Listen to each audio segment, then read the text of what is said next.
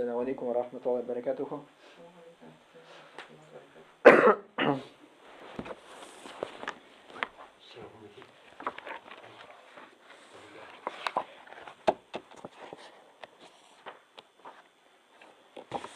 Zikrni ahamiyati degani. Misol zikr, mana zikr ol Alloh taolani esga tushirib. Alloh taolani esga tushirib. Bizning Alloh taolani esga tushirib bo'yicha bek muhim, biz uni esga tushiramiz eng kimida namozda. 5 vaqt namoz. Mana aytdik endi 5 vaqt namoz degan darsda inshaalloh. Mana bar farz. Farz namazı. Farz namazı ol bo'la. Ertangi namozda 2 plus ila namozda 4, ikindi namozda 4, akşamda 3, yastuda 4. Kelib chiqa 17 rakat. 17 rakat ol minimum Alloh taolo bizga qo'ydi, Alloh taolani zikr etu bo'yicha. Allohni esga tushirish bo'yicha eng minimum shu. O'z vaqti bilan. Anları isteme qo'ydi Alloh taolo sunnat. Sünnet namazları. Sünnet namazları onlar. Ertangi namazda 2, ila namazda 6, ikindi de yok, akşamda 2, yastuda 4, yastuda 2. Kelib chiqa 12. Bular ateş indi. 4, 12 kelib chiqa. 12 rakat. Muhammed Peygamber sallallahu aleyhi ve sellem 17 rakat mana şu andары, то есть mana farz bilan birga 12 rakatni isha o'qiy sunnatni Alloh taolo shu kishiga yurt solib qo'yadi ijmoqda inshaalloh. Unda yurtlar 2000 yilda o'rab chiqa olmayacaqsan, shunday zo'r yurtlar Alloh taolo berar. Ito'm bir hadis bor, Peygamber sallallahu aleyhi ve sellem aytdi, kim bu dunyoda Allohning yurtini sola, Alloh taolo ijmoqda аңар yurt solib qo'yadi. Andары ijmoqda ağaçni o'tirtib bo'la. То есть biz yurt sola olamiz dunyoda o'q ijmoqda. Ya'ni sunnatni o'qib farz bilan birga andары yurt solib Allohning yurti kimning mumkinchiligi bor. Andары shulay o'q boqshada o'zimizning ijmoqda nisa o'tirta olamiz. Ağaç. Anishib ağaç o'tirta olamiz biz ijmoqda. Nindi so'z bilan? Bilmaysizmi? Muhammed Peygamber sallallahu aleyhi ve sellem aytdi, Subhanallohi ve bihamdihi deyindi. Subhanallohi ve bihamdihi deysen, Alloh taolo ijmoqda bizim boqshada ağaç o'tirtib qo'ya. 100 martaba aytsak, 100 ağaç o'tirta. Muhammed Peygamber sallallahu aleyhi ve sellem aytdi, ijmoqda shunday ağaç bor deydi. Shu ağaç ostida qoti shabotirgan ot bilan ko'liga ostida, ani ko'liga ostida indi. 100 yılda şavab шыға olmayacaq deydi. Shunday zo'r ağaçlar onda. Onda дополнительно нафил namazlar var. Naфил namazlar var. Naфил namazı indi duha namazı bo'la. G'ayit namazı. G'ayit namazında даже vacibga kiritgan narsa shaytoni. Тоже bunda kiritib bo'laydi naфил. Duha namazı var, tungi namazlar var, tahajjud namazı indi. Sefer namazı var, hajat namazı var. Mesela birinci Allah Teala'dan hajatin var iken 2 rekat namazını okuyorsun, Allah'tan dua soruyorsun. İstihara namazı var. İstihara namazı mesela hayırlısını sorav. Mesela bir kişi ilanası kileyken kengashleşti. Andары ул аны өчен хәерлеме юкмы белми. Шушы 2 рәкат намазын укый да килеп чыкса килеп чыга, килмәй чыкмаса килеп чыкмый. Аллаһ Таала аңар ясә бирә, аңар ясә бирмей. Мин үзем дә теге өйләнгәнче шул дуганы укып бирдем инде. Теге раз танышам да кыз белән, шушы дуганы укыйм да килеп чыкмый. Я әтине сиризат ул, я миңа шамый, я мин шамыйм. Шуңа килеп чыга инде. Шушы дуга укыгач. Оқим килеп чыкмый, оқим килеп чыкмый. Bir күп, bir 2 дистәк чыккандыр на шулай. Андары уй килде инде. Әле укымаска микән инде дип инде. Minne aytmoqchi qilsangiz ko'rasiz, ikki dista arasından Allah'ın alsın real bu deyip. Андары шушы укыдым да истихара алсу килеп чыкты да аны өйләндем инде. Ул миңа хәерле булды, әлхәмдүлилlah. Бу только теге хатын буенча түгел. Бу любой нәрсә. Машинаны сатып аласың килә икән, беренчесе Аллаһ Тәгалә әйтә, киңәшләшергә кирәк ди. Специалист белән. Андары Аллаһка тәвәккәл кылырга кирәк ди. Мөхәммәд пәйгамбәр саллаллаһу да әйтте, беренчесе кирәк киңәшләшү. Машинаны таптың, бер специалистны аласың, ул карый, киңәш бирә икән аларга. Раз 2 рәкать намазын укыйсың, Аллаһ белән уже советоваться итәсең. Беренчесе кеше белән советоваться итәң, андары Аллаһ белән инде. Андары ул машина әгәр дә алсан, значит Аллаһ Тәгалә сиңа аны бирде. Әгәр дә берәй ни сәбәп килеп чыга икән алмаска, значит Аллаһ Тәгалә сине анан саклады, әлхәмдүлилlah. Ул хәерле. Нәбу нәфил намазлар буенча шул, менә истихара намазы дип әйттек. Шушы истихара намазын укыйсың да, и шушы дуа кыласың. Я Рабб, Алла шушы әйбер мин өчен хәерле булса, насыйп ит, хәерле булмаса насыйп итмә дип инде. Хәерле булса насыйп итә, хәерле булмаса насыйп итмә инде. И син бер кайчанда проигрышта булмыйсың. Аллаһ та сиңа аны яисә бирә, яисә бирмәй инде. Бирмәсә тоже яхшы, бирсә тоже яхшы. Нәбу зикр. Андары зикрләрдән булып санала.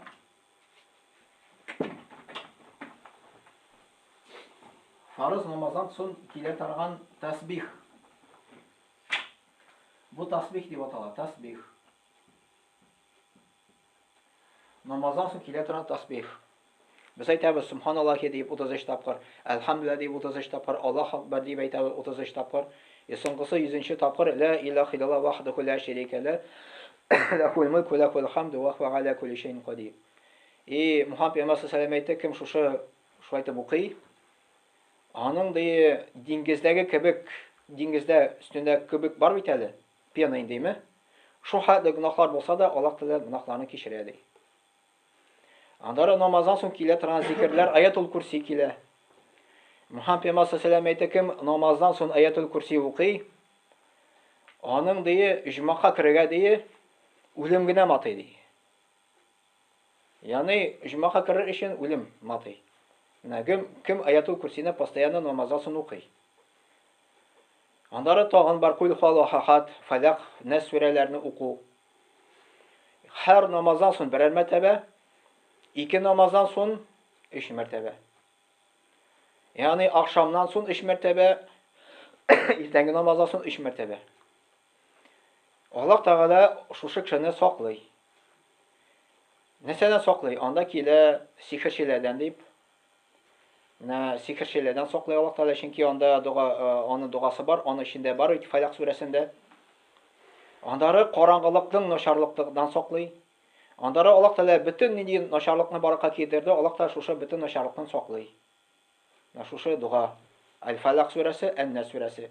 Андары хөсетлек кешеләрдән саклый, Аллаһ Тәгалә шушы дуга аркылы инде. Менә бу тасбих дип әйтте, намаздан соң килә торган. Андары иртәнге кичке зикрләр бар. Иртәнге кичке зикрләр.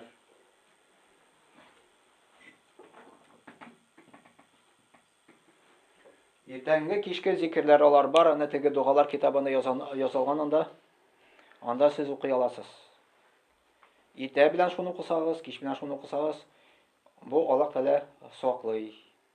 Җиннәрдән саклый, сихерчеләрдән саклый. Любой бәла казадан саклый иншалла, әгәр дә шушы дуганы укысак постоянно иртәнге кичке зикрләр инде. Андары бар булай да, мәсәлән, зикр итү, үзенең теләгән булса, мәсәлән, тахлил әйтү. Ла илаһа иллаллах постоянно шушы тахлил әйтә бирсәк. Шушы ла илаһа иллаллах буенча мин сезгә аны сөйләдем, бер хадис килә. Кыямәт көнендә бер кешене китерерләр дигән инде. Аның гөнаһлары бик күп. Тау гөнаһлары булыр. Аллаһ Тәгалә аңар әйтер, синнән берәр нинди теге изгелеге юкмы соң дигәч, ул әйтер, юк дип. Аллаһ Тәгалә әйтер, алайса бездә бар ди. Аңар китерерләр бер теге кыягаз, кыягазда ла илаһа иллаллах язылган. Ул әйтер, а что это по отношению минем гөнаһлар белән инде? Учага куялар гөнаһларын, учага куялар ла илаһ иллаллаһның. Шушы ла илаһ иллаллаһ бөтен гөнаһларны баса дигән. Яндары ахырында әйтелгән ла илаһ иллаллаһны бер нәрсә дә баса алмый. Ул бик авыр үлчәүдә булачак. Шуның өчен киңәш ителә шушы ла илаһ иллаллаһны еш итеп әйтеп йөрергә. Постоянно инде. Аны ашларда без аны әйтәбез тәхлилне ла илаһ иллаллаһ дип изәр мәртәбә чыгабыз. Аны инде теге элекке әби бабайлардан калган аларның әйтү буенча ничек мин аңлыйм, ташта шушы тәхлилне әйтсәң, мәйткә багышласан, мәйткә аны тапшыралар дип инде. Аны тапшыралармы юк, мин әйтә алмыйм аны точно, потому что аңа дәлил әйтә алмыйм инде. Бәлки тапшыралар, бәлки барды дәлил иншаллаһ. Но без аны тәхлилне әйтеп, инде үзебез өчен ниятләсәк тә, безгә савап бара. Шушы изгелек аркылы, шушы мәйт өчен дуа кылсак, иншаллаһ Аллаһ Тәгалә мәйтнең дуасын кабул итсә, гафу итәр иншаллаһ. Но опять-таки мәйт нинди ул булган? Ул Аллаһка якын булганмы или Аллаһтан ярак булганмы? Аллаһка якын мәйт булган булса, безнең дуаларыбыз аңар бара. Аллаһтан ярак булса, Аллаһ Тәгалә ул дуаны аңар ирештерми. Анысы да бар. Без аны мусламан итеп күмәбез. Но ул иштә Аллаһ аны мусламан саныймы юкмы, без аны белмибез. Аны Аллаһ кына белә инде. Но намаз укыган икән инде. Всё, уже без 100% уверены, иншаллаһ, Аллаһ Тәгалә аны дуасын кабул итәр дип. Потому что намаз кем укый ул? Кем Аллаһка ышана? Аллаһка ышанмаган кеше намаз бик укымый. Или дә мәгәр если только 200 булса гына инде ул. Но ул безнең Россиядә бик юк ул. 200ләр ул основном теге ислам дәүләтләрдә генә булса, була анда инде ул. Менә бу итәнге кичке зикрләр дип әйттек. Еще дополнительно менә бу ла илаһ иллаллаһ дип әйтсәң була. Или ла илаһ иллаллаһ вахдуху ла шарика ла лахул мульку лахул хамду ва хуа ала кулли шайин кадир дип әйтсәң була. Мөхәммәд пәйгамбәр саллаллаһу алейһи ва сәллям аны 100 мәртәбә әйтә. Аңар савап языла 10 кулны азат иткән кебек. Андары 100 савап языла, 100 гөнаһ кичерелә.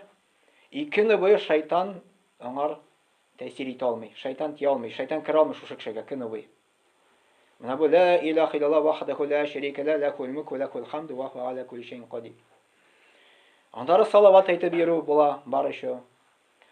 Салават Аллаһумма салли ва саллим аля набина Мухаммад иң кыска салаваты шул. Самый яхшы салават намазда укый торган. Анда Ибрагимия дип атала инде ул. Салават Ибрагимия, анда Ибрагим да искә төшерелә инде. Әгәр дә без шушы салаватны укысак, безгә нәрсә була? Без бер салаватны укысак, Аллаһ Тәгалә безгә 10 салават әйтә. То есть 10 мәртәбә Аллаһ Тәгалә без салаватын әйтә. Иншаллаһ салават дигән сүз без Мухаммад пәйгамбәр саллаллаһу алейһи ва сәллям өчен дуа сорыйбыз Аллаһтан. Мухаммад пәйгамбәр саллаллаһу алейһи ва сәллям өчен дуа сорыйбыз Аллаһ Тәгаләдән инде. Ничә миллион миллиард кеше Мухаммад пәйгамбәр саллаллаһу алейһи ва сәллям өчен дуа сорый, уйлап карый әле. Аллаһ Тәгалә аңар шушы дуаны ирештерергә иншаллаһ. Мухаммад пәйгамбәр саллаллаһу алейһи ва сәллям аңар безгә җавап бирә. Һәр салаватка.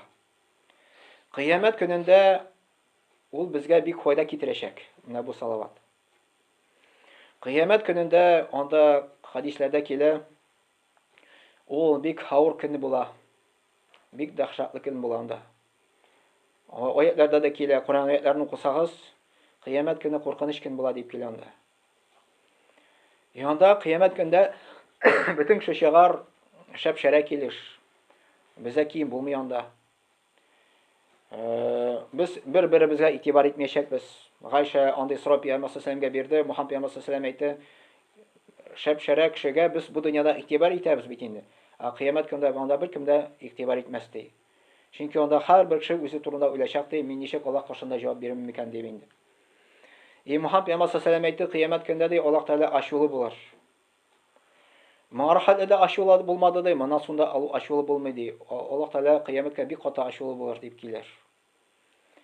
Менә монда уйлап карыйк, оешманың җитәкчесе ачу чыкса, менә мәсәлән, директор мәктәптә буламы, или оешмада буламы, ягъни аның эшчеләре бик каты провинция итсәләр, ул бик каты ачулы була.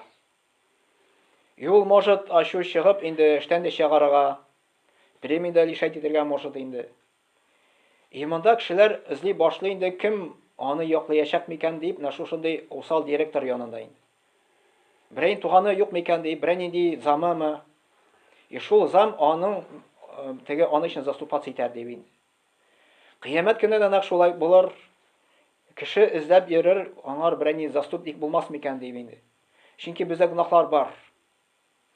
Гөнаһлар сәбәпле кеше тамакка да керергә может. Кеше хисабын көткәндә дә кайгырыр. Менә уйлап карыйк, менә бу дөньяда суд бар бит инде. Анда судиться итәләр индеме? Әйтәләр, суд әйбер ул бик авыр әйбер дип. Ул бик авыр. Кыямәт көндә һәрбер кеше Аллаһ каршына басар, анда да суд була бит инде. Анда да бик авыр булар. Анда бөтен тормыш өчен без Аллаһ каршында җавап бирәчәкбез. Кеше кайгыга батыр, ничек мин Аллаһ каршында җавап бирер микән дип инде. Анда эзли башларлар берәй нинди яклаучы булмас микән дип. Мөхәммәд пәйгамбәр саллаллаһу алейһи әйтте, килерләр ди Адәмгә. Адәм әйтер, Адәмгә килерләр, давай безне яклады дип. Аллаһ каршында сине бит инде Аллаһ Тәгалә үзен кулы белән бар кылды ди. Ул әйтер, мин беркемгә дә ярдәм итә алмыйм дип әйтер. Минем үзем гөнаһым бар дип әйтер. Ул бит инде җумахта бер гөнаһ кылды. Аллаһ Тәгалә бер агачка кагылмаса кушты инде, бер җимешкә инде. Алар аны каптылар инде. Аллаһтан гафу сорадылар, Аллаһ Тәгаләдән гафу итте, но барыбер ул үзе өчен куркыр. Ул әйтер, барыгыз Нух пәйгамбәргә дип. Нух пәйгамбәргә килерләр, Нух пәйгамбәр әйтер, мин булдыра алмыйм моны дип. Мин үзем дип әйтер. Аның так как ул теге гөнаһын искә төшермәс инде. Но ул әйтер, минем дугам ди, дөньяда ук бетте ди. Аллаһ Тәгалә һәр пәйгамбәргә шундый дуга бирә, который ул турыдан-туры сразу кабул ителә. Нух пәйгамбәр дуга сорады үзенең кавымы өчен, Аллаһ Тәгалә шушы кавымны һәлак итсен дип. 950 ел дингә эндәде. 80 ничә кеше генә ярды. Андары уже Аллаһтан дуга сорады. Но андый дуга Мөхәммәд пәйгамбәр саллаллаһу алейһи Аллаһ та бирде, ул дуганы Аллаһ та Мөхәммәд пәйгамбәр саллаллаһу кыямәт кенә калдырган икән. Ул дөньяда аны кылмаган. Андары Нух пәйгамбәр җибәрер башка пәйгамбәргә, ялышмасам Мусага. Муса пәйгамбәр әйтер, мин үзем дип, мин үзем гөнаһым бар дип. Муса пәйгамбәр Коръәндә килә, случайно гына бер кешене үтерә. Теге сугып инде. Анда ике кеше сугышканда Муса пәйгамбәрдән ул ярдәм сорый. Муса пәйгамбәр килеп теге кешегә сугып җибәрә. Аны бик көчле була, пәйгамбәрләр көчле булалар. Тегесе үлеп китә инде. Муса пәйгамбер әйтә, мин үзем ди, мин Аллаһтан куркам дип әйтер. Хәтта Аллаһ Тәгалә ул гөнаһны анан кичерде инде. Гафу итте аны. Муса пәйгамбер җибәрер Гайса пәйгамбәргә. Гайса пәйгамбер әйтә, мин хәтта аның гөнаһысы юк. Гөнаһасын искә төшермәс инде. Барыгыз Мөхәммәд пәйгамбер саллаллаһу дип. Мөхәммәд пәйгамбер саллаллаһу янына килер халык, аны сорарлар, күрәсең бит инде без нинди хәлдә дип, Аллаһтан сорады дип, безнең өчен дуга дип инде. Безне яклады дип әйтер. Мөхәммәд пәйгамбер саллаллаһу определенный какой-то урынга барыр, сәҗдә кылыр, Аллаһ Тәгаләдән дуга сорар. Озак торыр сәҗдәдә. Аллаһ Тәгалә әйтер, башыңны күтәр дип, сорадыр, мин сиңа бирәмен ди. Мөхәммәд пәйгамбер саллаллаһу әйтә, минем өммәтем дип әйтер. Өммәт, ягъни без мусулманнар инде. Ул безнең өчен шафаатчы булыр. Кем тамакка бара, мусулманнар өчен тамактан чыгарып җимакка кертерләр. Кем җимакка кереп түбән дәрәҗәдә булса, өстәрәк күтәреләр дип инде. Но кафир өчен ул кыла алмас, шафаатчы була алмас. Монда бер шарт бар, иманны булырга тиеш кеше. Андый кеше өчен генә ул шафаатчы була алачак иншаллаһ. Кем салаватларны күп итеп укый, ул вакытта ул андый кешегә күбрәк шафаатчы булачак. Яндары салават ул бу дөньяда ул безгә бәла казалардан чыгу ишегендә күрсәтү. Бер сәбәп булып тора иншаллаһ. Мәсәлән, бәла каза ирешкәч, мәсәлән, күрәк итеп салаватлар укырга кирәк. Авыртаса, мәсәлән, теге давалана алмыйсың. Врачлар давала алмыйлар икән, күбрәк салават укыгыз. 100 мәртәбә, 1000 мәртәбә укыгыз, анда салаватны күп итеп салаватны укыгыз. Бигрәк тә киңәш ителә җума көнне салават укырга. Muhammed Peygamber sallallahu aleyhi ve sellem için indi. Менә бу салават буенча инде. Аллаһ Тәгалә Куръан-ы Кәримдә әйтә: "Аъузу биллаһи минәш шайтанир раҗим. Бисмиллаһир рахманир рахим.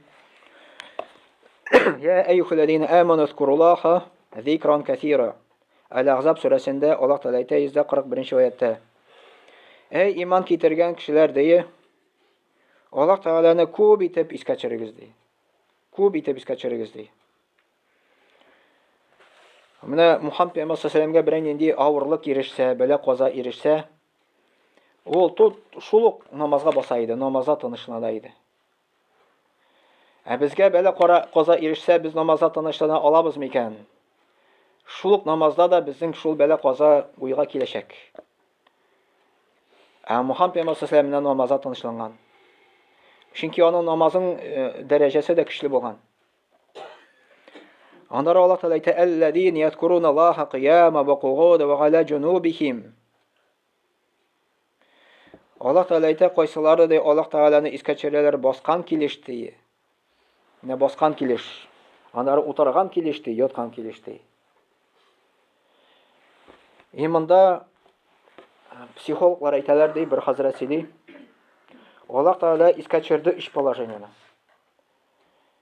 Баскан килеш кешенең психология бер төсле. Утырды икән икенче төсле дип әйтәләр. Ятты икән өченче төсле.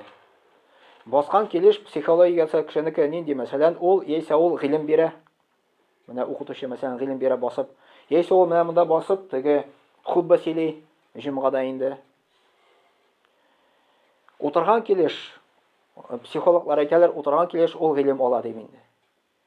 Менә мәктәптә аласың, монда утырасың, гыйлем аласың. Яисә менә монда хутба сөйләгәндә тыңлыйсың, вагазын тыңлыйсың. Яткан килеш, монда 2 положение инде. 2 төрле положение. Яисә кеше авырта ди, ятып тора, баса алмый инде. Яисә кеше йокларга җыена ди.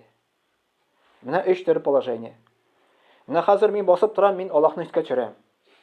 Чөнки вагаз ул Аллаһны искә төшерү. Хадистә килә, Аллаһ Тәгалә әйтә, кем ди мине искә төшерә ди, иштән ди, мин аны иштән искә төшерәм ди. Кем мине искә төшерә ди, тыштан ди, ягъни вагаз сөйләм инде, мин дә аны тыштан искә төшерәм ди. Фәрештәләр кашында ди. Менә уйласак, мәсәлән, бик зур җитәкче дип әйтәбез. Буламы губернатор, буламы республика президенты, буламы анда Россия президенты, хоть любой дәрәҗәле кеше безне искә төшерде икән. Безгә күңеле була бит. Бу Аллаһ Тәгалә, ул президентның президенты, патшаларның патшасы, Аллаһ Тәгалә безне искә төшерә. Ассаламу алейкум ва рахматуллаһ. Анда бармы? Берәнди урындык.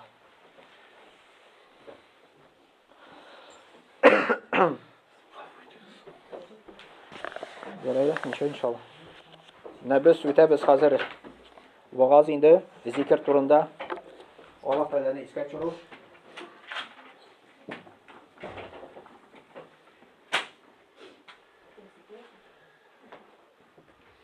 Зикр. Зикр дигән сүз Аллаһны искә төшерү. Аллаһны искә төшерү.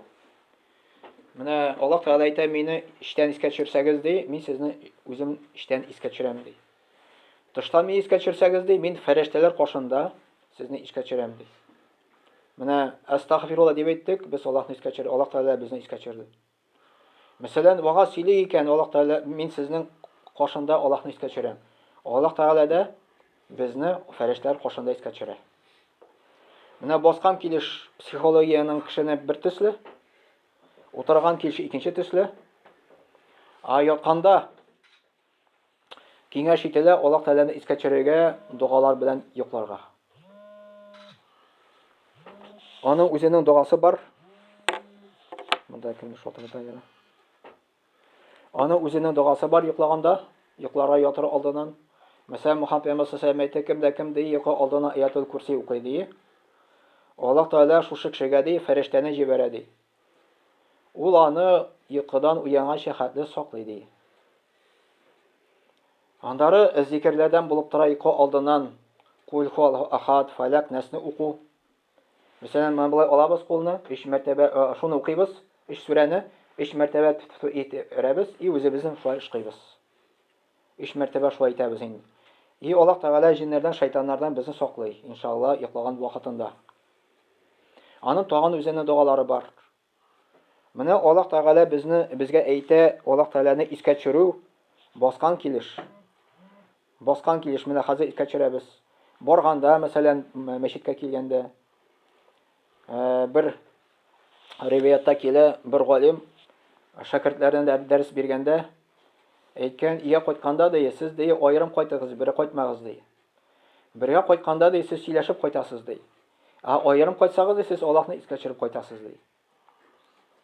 Менә мәчеткә килгәндә үзебезне күнектерергә кирәк, Аллаһны искә төшереп килергә. Тахлил әйтәсем, монда ла илаһа иллаллаһ дип әйтәсемме? Астагфирулла дип килеп әйтәсемме? Или любой ни дигәнә әйтәсең килә, шуны итеп киләсең инде. Аллаһ Тәгаләне искә төшереп. Шулай Аллаһ Тәгаләне искә төшерүгә керә дуа кылу. Кулны күтәреп Аллаһтан дуа сорыйбыз. Хаҗга баргач безгә руководитель әйтте, анда можно дуа кылырга коллектив белән индеме? Можно аерым дуа кылырга. И поэтому алар әйттеләр, коллектив белән дуа кылу киңәш ителми, не рекомендуется. Потому что коллектив белән дуа кылганда кеше уй белән әзрәк онытылып китә. Шулай без уй белән китәбез. Мәсәлән, дуа сорыйбыз, урадиянәсә сорыйбыз. И раз онытып киттек. Әллә соры турына уйлыйбыз инде. Монда дуа сораганда бик мөһим синең йөрәгең, синең телең белән бергә булу. Как бер хәзрәт әйтмешли, кемгәдер анда может Мерседес кирәктер, кемгәдер может Дия кирәктер. Теге Аллаһтан сорыйбыз бит инде инде. Коллектив белән сораганда ул теге уй белән әзрәк китәсен инде. Коллектив белән сорага була, но еш түгел, не постоянно. Иногда гына инде. Так, менә Аллаһ Тәгаләне искә төшерү буенча андары Мухаммад пәйгамбәр саллаллаху алейхи ва саллям әйтте: "Ма мин сагатин тамурру бибни Адама ла язкуру Аллаһа Тәгалә фиха илля тахассара алейка яумил киямах." Адәм баласының нинди генә сәгате үтмәсен ди тормышта. Әгәр дә Аллаһ Тәгаләне шушы сәгатендә искә төшермәсә иде, кыямәт көндә как бы русча әйтмеши горевать будет, дип әйтелә инде. Переживать шунчын будет. Нишләп мин шушы сәгать эчендә Аллаһ Тәгаләне искә төшермәдем икән дип мин. Чөнки Мухаммад пәйгамбәр саллаллаху алейхи ва саллям әйтте, шундый ике җөмлә бар ди. Ике сүз бар ди. Ул телдә әйтергә җиңел ди, но үлчәүдә бик авыр ди. Ул субханаллаһи ва бихамдихи, субханаллаһил азим. Ягъни телдә әйтергә җиңел, но кыямәт көндә үлчәүдә авыр булачак. Савапта авыр булачак үлчәүдә менә бу Аллаһ Тәгаләне искә төшерүләр, зикрләр. Biz Аллаһ Тәгаләне искә төшерәбез рахат хәлдә. Мухаммад пәйгамбәр саллаллаху алейхи ва саллям әйтте, рахат хәлдә искә төшерегез ди. Аллаһ сезне искә төшерер ди, авыр хәлдә ди. Ягъни обычно кеше бит инде Аллаһ Тәгаләне искә төшерә кайчан авыр хәлдә. Безгә Аллаһ та куша рахат хәлдә искә төшерергә. Рахат хәлдә Аллаһ Тәгаләне искә төшерү кайчан була? Намазда. Менә фарыз намазын укыйбыз, суннат намазын укыйбыз. Дополнительный намазлар укыйбыз. Теге урысларда бар бит инде шундый әйткән сүзләре. Пока гром не грянет дигән мужик не перекрестится дигән инде. Нәрсә дигән сүз бу? Яшен-яшенләнгәч кенә кеше Аллаһны искә төшерә дигән сүз инде. Әдәт ул Аллаһ Тәгаләне искә төшерми. Нужно постоянно Аллаһ Тәгаләне искә төшерергә.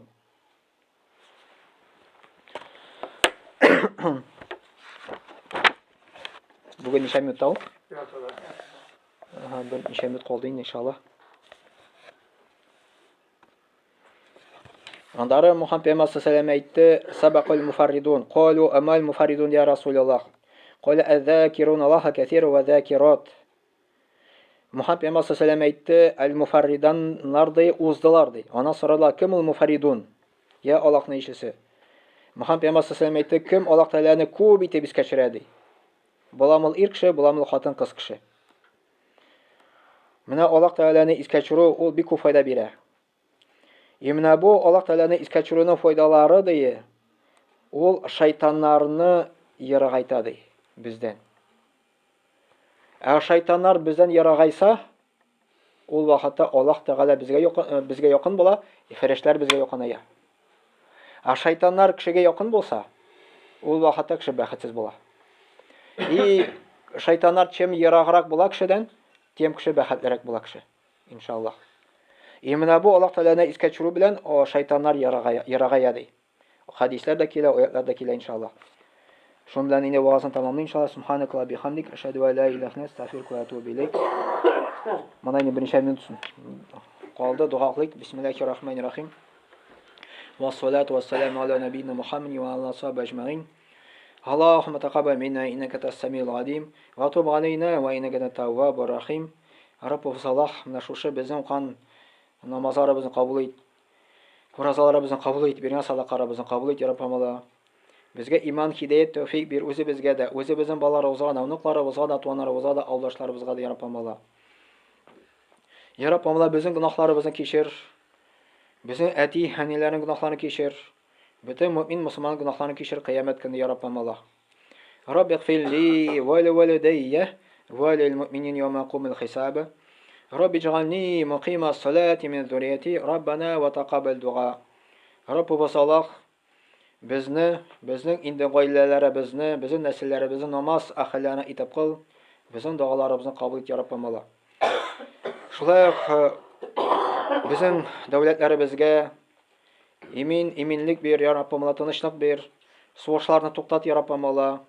Шулай ук безнең җегетләребезне анан исән-сау кайтарырга насыйп ит, Раббым Алла. ربنا آتنا في الدنيا حسنة وفي الآخرة حسنة وقنا عذاب النار. Раббыбыз Аллаһ, безгә бу дөнья нимәтләрен бир, безгә төгенге нимәтләрен бир, безнең тамак азапларынан сакла, Раббым Алла. Ва саллаллаһу аля набийина Мухаммадин ва аля алихи ва сахбиhi аҗмаин би рахматика я архамар рахимин.